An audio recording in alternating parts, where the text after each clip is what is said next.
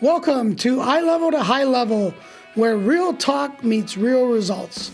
I'm Jimmy Rios, and each week we break down the mindset, money moves, and strategies you need to elevate your life and business. Let's level up. Welcome to the Eye Level to High Level podcast. My name is Jimmy Rios. I am the founder and host of this show and excited to be here. I have a very special guest today. Not only is Rapheal Rhoden an incredible person, incredible human being, but he comes to Rios Business Advisors as our distinguished CFO, Chief Financial Officer. He also comes with many years of experience in this thing that we call the entrepreneurial journey, that we help others achieve success through our mentorship and guidance on how to get you to the next level in everything that you do with that business. Today we're gonna really open it up. We're gonna do it in two segments because this could probably maybe even 6 segments, but we're only going to do 2 segments today. We're gonna do the first one. We're gonna focus on Rapheal's entrepreneurial journey. We're going to talk a little bit about his trajectory in life, some of the challenges he came up with as he was going through his trek. What has motivated him over the years, and then the path that led him to Rios Business Advisors. And then we're going to come back and we're going to talk more on leadership at Rios Business Advisors, finance strategy, and the impact of the Eye Level to High Level program. So let's give it up for our CFO, Rapheal Rhoden. How are you doing today? Hi, Jimmy. It's a pleasure to be here with you. Man, I'm excited. I know that you haven't been with us for too long, but in the time that you have been with us, it's been exciting. You've brought a lot of energy, a lot of positive vibes to everything that we're doing. You've caught on this bug that we've built, and it's exciting to see you doing the things that you're doing and accepting all these challenges, because let's be real, nothing that we do is easy, right? We've been, even though I've been in this journey for over 20 years, I look at every day as a challenge, right? Everything that we do daily, as we compound on the successes, as we compound on the challenges, as we pivot to do better, there's always going to be something, right? And that's what makes it exciting, But at the same time, we have to be cognizant that this isn't something that just happens by osmosis. It just doesn't it's not just born, boom, all knowing, because there's so many imperfections. There's so much that has to go into building. And like I always say, we got to cut, prune, detail it, get it better. There's a lot of planting seeds, a lot of, nurturing. A lot of those things go into what we do, right?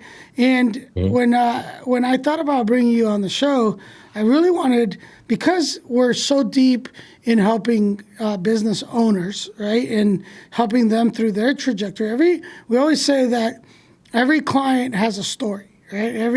Every scenario that we come across is different. There is no one scenario that is duplicate of another. In every single way, it changes.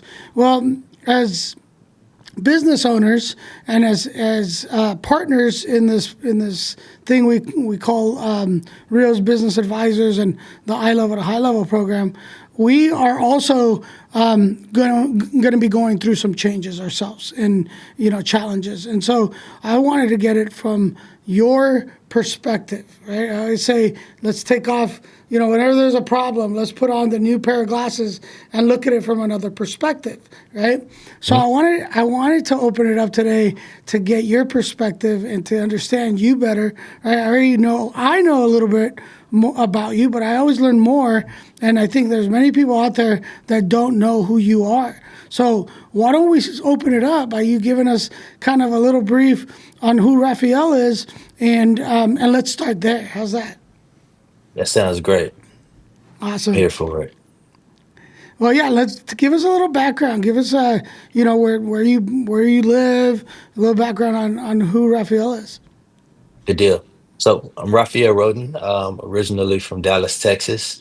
I've been in the financial industry for over 15 years. The majority of my background has been in banking, and my primary clientele has been anywhere from small business all the way up to clients ranging between 20 and 100 million in revenue annually. So I have a huge past of assisting business owners. I love entrepreneurs.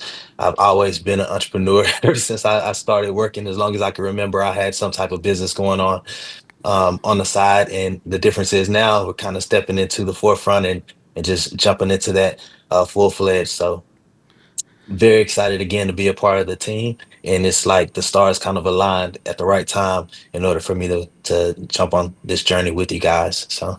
I appreciate you, Raphael. Now, tell us. I don't want to expose your age because it really doesn't matter at this stage. I mean, you look young. Let's just put it that way. You probably look younger Yes, than I am, but and we'll leave it at that. But in that trajectory, in as I always like to say that we don't really age. We get wiser, right? And as you were for sure. acquiring all this knowledge and wisdom, tell us a little bit of some of the challenges, maybe a story or an episode in your life where you faced a challenge and how you were able to overcome that in your pathways. So I want to kind of go back and then come forward. Sure. So as a kid, I think my first introduction to the entrepreneurial journey was through my grandmother. When I was 3 years old, there was a huge flood at my childhood home in which we were forced to move. And we moved into a house that was directly across the street from my grandmother. She owned her house and she had a rental property right across the street. So I didn't understand it until I was older that that wasn't just the only stream of income that she had. So, obviously since she was my grandmother, she was already on the tail end of, her working or anything like that. So she never actually held a job while I was alive. But come to find out, she owned that property. She owned several other properties. She owned a club in her past. She was a part of the military. She was very active in disabled veterans. She was just always busy. But the most important business that taught me the most was, and growing up in the type of neighborhood I grew up in, you always had the candy house. So in her garage, she had a whole layout just for me where we sold candy. So Wow. she would take me to the storage, the Sam's and all of that. We would go on the trips and buy up all the products and then come back and then I would sell to all my friends and everybody knew she was the candy lady. So that was my first business starting out. So, as one thing she always told me was that if you allow somebody to feed you, they also had the ability to starve you. Yeah. So once I got um, into my actual career, I understood that I never wanted to just depend on one stream of income. Right. So from there, when we talk about some of the challenges, there was a ton of challenges just navigating as far as with family, making sure that you're able to be all you can be for your family while you're navigating your career. One of those changes, I went from sales over to finance. And when I went over to finance, I did it more so for the hours. But when I did that and I made that transition, it cut my income in half. So I was Right. forced to look for other opportunities in order to make more income. So one of my first businesses and one of the biggest challenges was I bought a cleaning company because I figured I could hire people, have them to work that company while while I still worked my job. Now, one of the contracts, and I won't name the actual restaurant, but we had a very high end restaurant, and this contract was 7 days a week. So because of the restaurant, we couldn't go into the property until after 1 a.m. So imagine working a Wow. job, somebody calls in late. I'm having to go help out the staff, clean all night, wake up the next morning, and then work my 9 to 5 as well.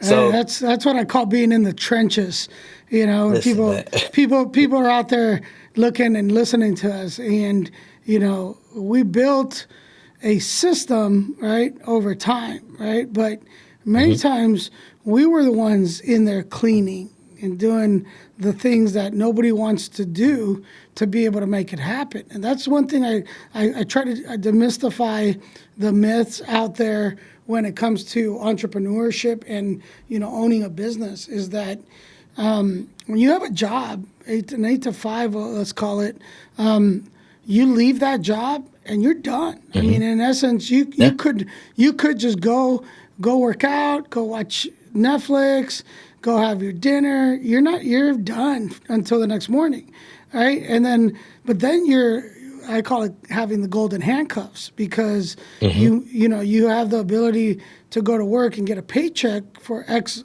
dollars per hour, but you don't have the flexibility to say, I'm coming in later. I mean, you might, but not really. You don't. You can't just have the autonomy to do what you want inside of that business model because that's where the handcuffs come in. You know, you got to be chained or tied to an area because they depend on you, right? And when we exactly. do our business, we depend on ourselves to make everything happen. So we don't have an 8 to 5. In fact, I joke, but like you said, you can get called at any time. We're always on call. There's no 8 to 5 for us. I mean, you and I talk on the weekends sometimes, you know, and Sundays. we joke that you know it's the weekend. Some people say, "Oh, thank God it's Friday." We we don't really can go off of that mantra because we don't have a schedule per se. It's the demands of business as needed, and we will adjust our sales to that, right? And so a Sure. lot of people think it's easy. No, it's probably one of the hardest things that you're going to do is undertake the ability to be an entrepreneur and be your own boss. But there's a lot of benefits that go with it. And we'll get to Yeah. some of those in a little bit. I wanted to ask you now, in you know, in strategizing your moves over time, right? Hmm. You now have a family, right? How many kids do you have? Or two. 2 kids, and how old are they? Yes. One is 18. Actually, just took her off to college this past weekend. Congrats. Thank you, thank you. And then I also have a 3-year-old. Wow. So so Yeah. so you 15-year basically gap. you never really check out as a father, right? But at 18, when they go to college, I you think, know. okay, I'm done at least for now. And then, but yeah, in your case, you're like you just took off one hat and just put on the other one Exactly. and kept it going, Exactly. right? So, but it's exciting, right? Because it's a Sure. different. You have more wisdom as a father, right? And they never give you a Yes. book when you start. When I had my kids, they were. My daughter is only 2 years older than my twins, right? So they're actually Hmm. pretty close in age. And when the twins were born in 2008, right? This was in October of 2008. And anybody that can remember that time frame, it's very pivotal in the history of the United States because that was the time when the whole How's world it came crash? falling apart, right? And I Yeah. remember vividly being in the hospital, being excited that these twins were born, but with the anxiety and fear of what was to come because everything that I knew was falling apart around me, right? And so you want to talk about times in your life where you have to pivot and really stay positive. That was one of those where you know nobody gave me a book on how to take care of twins right out of the gate, and they had different Hmm. schedules in how they slept and ate. So I basically was a zombie for about 6 months. But it makes you stronger as you go through these things. Who in your life has become or is, I don't know if they're still alive or not, but was a mentor, an advisor? Why was that person so pivotal in your development as a young man and an older, wiser person? One of my biggest mentors on my journey was a gentleman by the name of Don Johnson. He The came into my actor? life shortly. Not the No, actor. no, no. I was actually really good friends with his daughter, and she blessed me by introducing me to him. At the time, I want to say he was right after 50. He was retiring, and it kind of changed my idea of retirement, because he acquired enough in order to take care of all of his needs, and his family was in a good position. His family actually was one of the model families, so something that you would see on TV. So I figured if I could be anything like him, then I could have that model family, and at church every Sunday, every time you see them, they're dressed very nice. It was just one of those things. But one of the most important lessons that he bestowed upon me was to always, always, always continue to learn. So he would Right, always put books in my life. He would make sure that I had a strong spiritual relationship, and he just always offered guidance. So when I say he gave me books like The Richest Man in Babylon, right. um, Think and Grow Rich, Rich Dad Poor Dad. He was making sure that all of that type of information, I was privy to that information. So that actually changed my life. I think I read more books the year after I graduated college than I did any of the Yeah, years I was in school. So he definitely changed the way I looked at money. I looked at my relationship with money, and really looked at legacy. So right. very grateful for that. Books. Lately, podcasts and all these tools that we use, if you use them, right, have been pivotal in my Hmm. development over time, even with my kids, right, as I've learned so much inside of, these years and being able to lead by example, right, and by all the things that we go through. I take a lot from these mentors and these people that, even though they weren't directly in my life, they've influenced me in a way that it almost feels like they're talking to me when I read and when I listen, right? And to have somebody like Mr. Johnson and being able to have that's huge, right? Because for me, it took me a very long time to find somebody. I didn't have that mentor, figure in my life. I had a father, and I've definitely modeled a lot of his ways, right? I even Hmm. look like him, and I model a lot of what he did.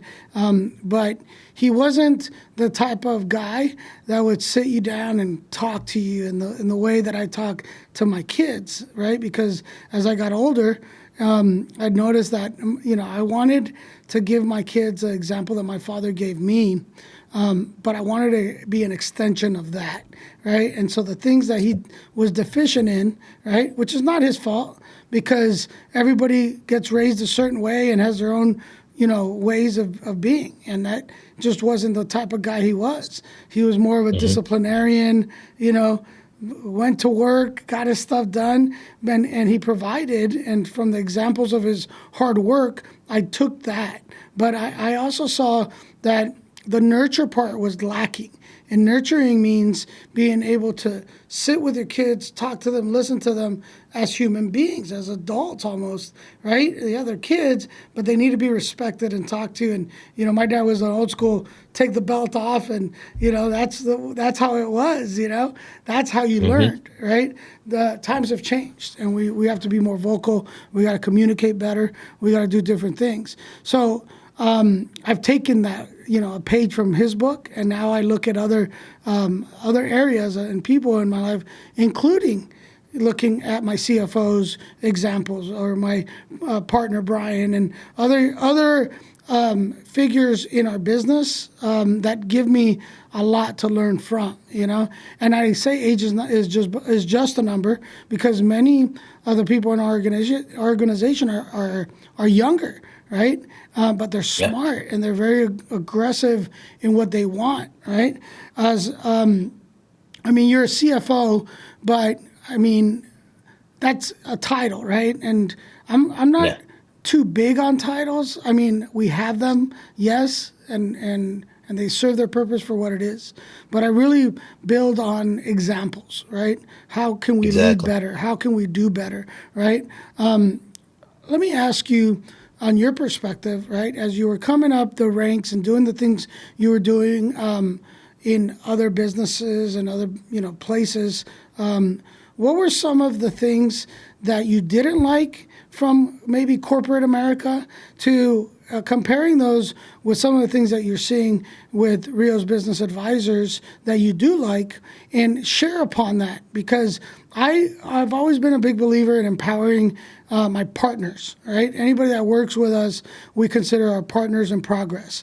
And For sure. almost like, even if you're not a direct owner of the company in some form or fashion, you contribute as if you were the owner of the company, and you have enough say and power to influence changes, right? So give us kind of some feedback on some of the things that you don't or didn't like from your past experiences in corporate America and even entrepreneurship, and how it contrasts with some of the things we're doing at RBA, Rios Business Advisors. So I first want to kind of touch on something that you said about as far as a title. So one of my favorite quotes is leadership is action, not position. So I Nice. try to exemplify that in everything that I do. Um, to get to your question, as far as corporate America, one of the biggest things in corporate America is, you said, it's the golden handcuffs. That can be a myriad of things. It can be you're tied to a position, you're tied to just that company, period, because you're scared to leave and lose the benefits. So Right. it can be a number of things. The mindset The could be another, mindset. right? Yep, yep, yep. So it's really overcoming all of those in order to really just free yourself. And I talk about books, man. One of the books that kind of changed my mind as far as that is Killing Sacred Cows. Oh You know? yeah, yeah. Yeah, so One of my so favorite. so Yep. So good. yep, so you have to change the way that you think, in order to change your environment. And in that, one of the things that I hated the most was just, you're surrounded by a lot of people who think in those realms in which they're tied to that position. So you can have it. It was one point in my career where my boss's boss was my mentor. My boss loved me, but the person above him, it seemed as if there was always some type of stagnation. So people talk about, even when you're looking at different opportunities, old pyramid schemes, not realizing that the biggest pyramid scheme is their 9 to 5, Right. because you have to Totally. go through somebody in order to excel. So as an entrepreneur, there's no limit to your potential. You can always surpass yourself, because essentially you're your own competition. So that's one thing about our company, is that everybody that we work with essentially is a teammate, Right. from our clients to our employees. We don't call them employees. Hey, you're a teammate, because Right. we're all striving together in order to be successful. We're successful because we make people around us successful in Right. every aspect. Oh man, it takes me back to my years. I played soccer in high school. I played soccer from a very young age. Got very competitive through high school and played and won a couple club championships. And then was captain of my high school team. And I remember as we were going through these phases, right, in competition and moving up the ranks, right. I played with some really good teams and I played with some really bad teams, right? But I'll tell Hmm. you what, man, there was something about being able to work together. I remember we put together a all-star team, right? Like it was like the best of the best in every different parts of the state, and we were horrible. I mean, it felt like we couldn't get nothing together. Like we were losing to teams that we would just kill in any other way. But I think Hmm. the individualistic approach to how the team was formed, you're dealing with a bunch of egos, right? And everybody was trying to be their best in their little world instead of being the best collectively as a team, right? It Yeah. led us to make a lot of mistakes. And the problem when you assemble a group egos like that is nobody wants to be accountable for their mistakes, right? It's blaming others for your lack of whatever, but nobody wants to look in the mirror. As the person who you are now, what would you tell the younger Raphael, right? Because there's something about having wisdom over time, right? And there's a lot of mistakes that we made over 20 or 25 years in the business. What would be some of the things you would tell maybe even your 18-year-old, right? Because you can go back and you've doubled her in age, right? So you had enough time to be able to go back to your daughter. And I did this just last week when I dropped off my daughter at Hmm. NAU in Flagstaff in her second year in college. Now she's had 1 year of seasoning. She did really well, but every season brings its own challenges. So I had time to sit with her and go over that. What are some of the things that you would tell your younger self or your daughter at this stage in life on what to look, what you should do? The first thing is write your plan down.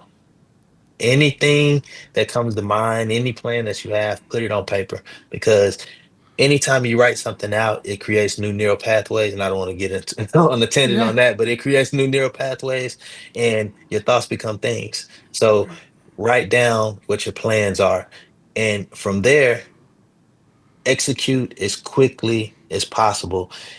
Fail fast, you know? A lot of times yeah, I had a lot of ideas that stuck in my head, and because of the golden handcuffs, because, well, if this fails, am I going to be able to take care of this? I got this coming up. Am I going to be able to take care of that? Fail yeah. fast and fail often because the only way you're going to be able to learn is by getting those lessons. Right.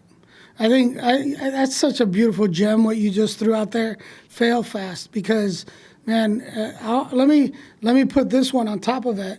That should go with it is don't be afraid. Right. Fear is an ally. Right. You want to Hmm. be able to take that fear, turn it upside down, and attack, because fear will keep you from doing anything. It'll hold you in your tracks. There's two sides of the coin, and fear will keep you from turning it to see what the other side looks like, right? There's nothing worse Exactly. than looking back years later and saying, I wish I would have done this. I wish I could have done this.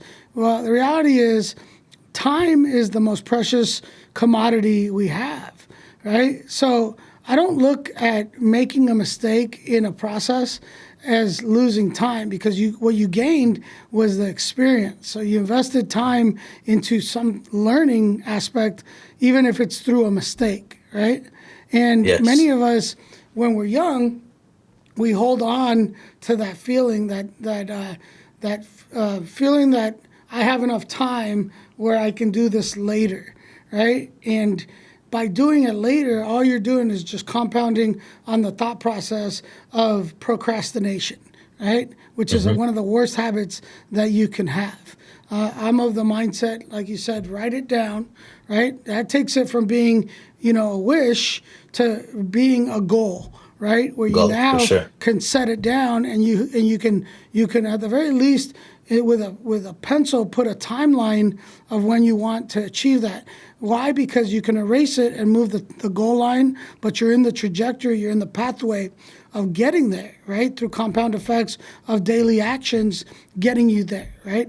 Whereas if fear holds you back, you draw the line at that point. You haven't set nothing down. There is no pathway, so you're just stuck. And that's where people get complacent in life, right? That's where you see people then go back 20 years later and say, I wish I could have, because they saw complacency in everything that they saw. They had 20 years at the same company, and then they get laid off, and they're like, what did I do?